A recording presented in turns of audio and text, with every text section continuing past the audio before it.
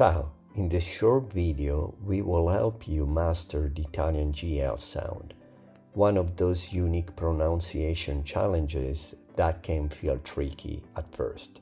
When GL is followed by E, English I, it sounds similar to the LLI in the English word million, or even better, the Spanish LL in calle. It's soft, flowing, and slightly palatal. Listen and repeat these examples. Gli, foglio, bottiglia, famiglia, aglio, figli, giglio. Hear the smooth sound, practice it slowly and let your tongue get used to the motion.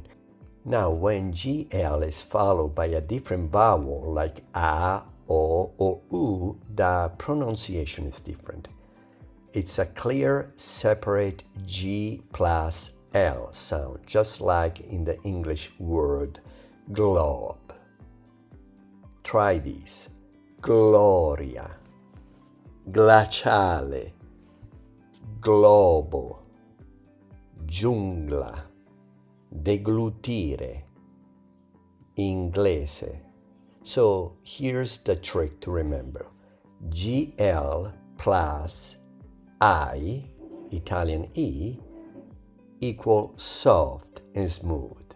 GL followed by A, O, and U sounds crisp and clear.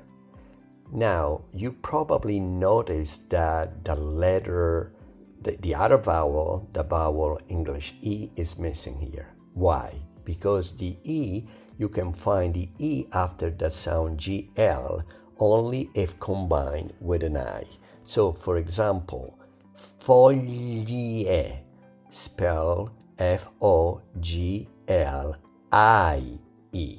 So remember that English E is only possible in combination with I, English I. So it follows the rule for GL plus I. With a bit of listening and regular practice, you will start feeling confident and even sound natural. So don't be afraid of GL, embrace it, repeat it, and you will master it in no time.